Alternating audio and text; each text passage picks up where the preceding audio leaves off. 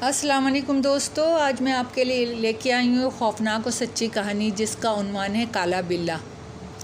एक गर्मियों की रात थी। सब घर वाले छत पर सो रहे थे कि अचानक रात को बारिश होने लगी तो सारे अपनी चादरें तकिए संभाले नीचे भागे। मगर मेरी आदत थी कि मैं नीचे की चटाई अपने ऊपर डाल के सोता रहता था जब तक बारिश ज़ोर ना पकड़ लेती, क्योंकि मुझे ऐसा बहुत अच्छा लगता था।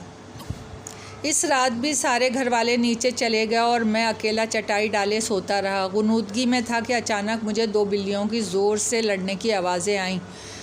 लड़ते हुए उनकी आवाज़ें बहुत बुरी लग रही थीं। वो लड़ते हुए छत की चार दीवारी पे दौड़ रही थीं और आवाज़ें इतनी भयानक थीं कि पूछे मत। उनके रोने की आवाज़ें सुन के मैंने बेचैनी में जागा।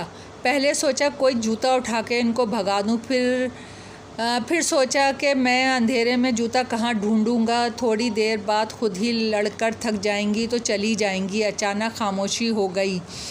मैं दोबारा गुनूदगी में चला गया। तभी एक बिल्ली की ज़ोरदार चीख मेरी चारपाई के ऐन नीचे से आई और मैं उछल पड़ा।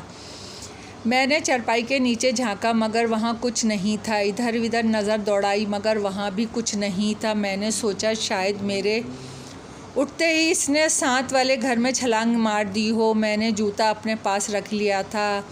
अब अगर आए तो इसको नहीं छोड़ूंगा। मैं दोबारा लेट गया, खुद को पुरसुकून करते करते। थोड़ी देर बाद मैं दोबारा नींद में चला गया। आँख तब खुली जब बिल्ली के गुर्राने की आवाज़ मैंने अपनी चारपाई की सीधी तरफ से महसूस की। इसकी गुर्राहट पूरी छत पे फैली हुई थी। मैंने आहिस्ते आहिस्ते अपना हाथ जूते की तरफ बढ़ाया और उसको मारने के लिए उठा। देखा तो वहाँ कुछ भी नहीं था। वो गुर्राहट अब मुझे अपनी बाईं तरफ से आ रही थी। मैं अचानक बाईं तरफ पलटा तो वहाँ आवाज़ मुझे दाईं तरफ से आने लगी। अब वो आवाज़ कभी दाईं तरफ से कभी बाईं तरफ से आने लगी थी। कभी दूर जाती हुई आवाज़ आती और कभी करीब से आती हुई लगती। शायद खौफ से मेरा बदन में मैं सुन्न हो गया था। मेरी अचानक पिंडलियाँ और पैर सुन्न हो गए। मुझे लगा कुछ गड़बड़ है। अचानक मैंने देखा कि एक स्याह बिल्ली दीवार पर बैठी सुर्ख आंखों से मुझे घूर रही थी। इसकी आंखें अंगारों की तरह दहक रही थीं। मैं कांपते हुए इसे देख रहा था। इतनी हिम्मत नहीं थी कि मैं भाग खड़ा होता। फिर वो अचानक बड़ी होने लगी और देखते ही देखते वो बकरे जितनी बड़ी होकर मेरी तरफ ही देख रही थी और ऐसी नज़र आ रही थी जैसे काला चीता हो, क्योंकि वो बिल्कुल सियाह बिल्ली थी। फिर अचानक इसने अपनी पोजीशन ली जैसे वो दीवार से मुझ पर छलांग लगाने वाली हो। मेरे मुंह से एक ज़ोरदार चीख निकली और मैं एक ही छलांग में नीचे उतरा और सीढ़ियों की तरफ भागा। मेरी चीख इतनी बुलंद थी कि मेरे अम्मी अब्बू और बड़े भाई सहन में आ गए और मैं सीढ़ियों से नीचे आते ही गिर के बेहोश हो गया।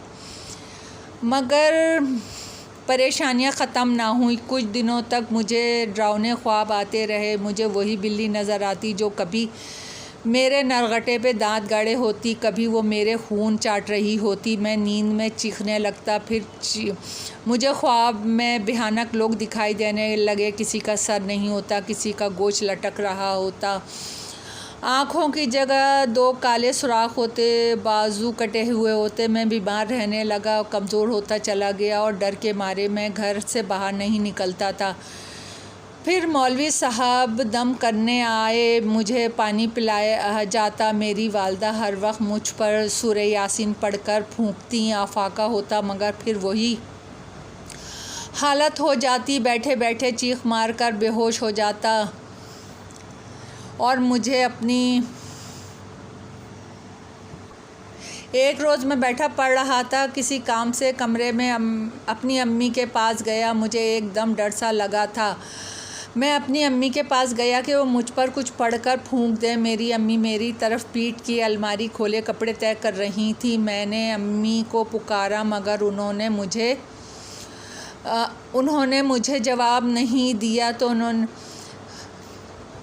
दिया। मैं उनके करीब गया और उनको आवाज़ दी तो उन्होंने मुझे मुड़ कर देखा मगर वो मेरी वालदा नहीं थी। वो खौफनाक शक्ल की औरत थी। इसका रंग तांबे जैसा था। आँख इसकी सर्द और मुंह का दहाना बड़ा था। वो हाथ फैलाए हंसी चली जा रही थी और मुझे अपनी तरफ बुला रही थी।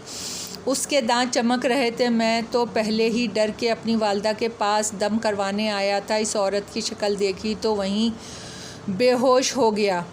जब होश आया तो मौलवी साहब मेरे सिरहाने बैठे कुछ पढ़ रहे थे। मेरे अब्बू शदीद परेशानी में बैठे हुए थे। मौलवी साहब के पूछने पर उनको मैंने सारी बात बताई तो वो सोच में पड़ गए। फिर इस तरह के वाक़यात मेरे अलावा मेरे घर के दूसरे अफराद के साथ भी पेश आने लगे। कभी बाथरूम का दरवाज़ा अंदर से बंद हो जाता, पानी की आवाज़ें आती, थोड़ी देर बाद दरवाज़ा खुल जाता लेकिन अंदर कोई नहीं होता। एक बार हम सब रात को टीवी देख रहे थे कि बिजली का बटन ठक से ऊपर हुआ और बल्ब बुझ गया। एक बार मेरी अम्मी की चारपाई कमरे के बीच में किसी ने खींचकर दूर कर दी। जब वो सोई हुई थी, चीज़ें हम एक जगह रखते मगर हमें मिलती दूसरी जगह से। घर का हर फर्द डरा और सहमा हुआ रहने लगा था। कोई मेरे साथ नहीं बैठता था। सारे बहन भाई मुझसे घिन खाने लगे थे। कोई मेरे मुंह पे थूकता भी गवारा नहीं करता था। कॉलेज में दोस्त दूर रहने लगे थे। कई बार हम दोस्त बैठे होते तो मैं खुद ब खुद चीखने लगता, जिसकी वजह से मैं बेहद शर्मिंदा हो जाता था। हमारे घर का सुकून गारत हुए 7 महीने हो गए थे। मैं अपनी हालत से इतना तंग हुआ कि ख़ुदकशी का सोचने लगा। एक रोज़ हमारे मौलवी साहब अपने साथ एक बुज़ुर्ग को ले आए और बताया कि ये मेरे मुर्शिद हैं। वो बुज़ुर्ग सफ़ेद कपड़ों में थे, सफ़ेद अमामा था, चेहरे पर सफ़ेद दाढ़ी थी और माथा ऐसा चमक रहा था जैसे रोशनी फूट रही हो। उन्होंने मेरे माथे पे हाथ रखा और मैं रो पड़ा। मेरे वालिद साहब ने सारे वाक़यात इनको बताए। वो सुकून से बैठे सुन रहे थे। उनके होंठों पर ऐसी मुस्कुराहट थी और इतना सुकून था और चेहरे पे इतना नूर था कि दिल करता था कि इनको देखते ही रहें। उन्होंने मेरे वालिद साहब के सारे कमरों का जायज़ा लिया। छत पर जाकर एक एक कोना देखा और साथ वाले की छतें देखी।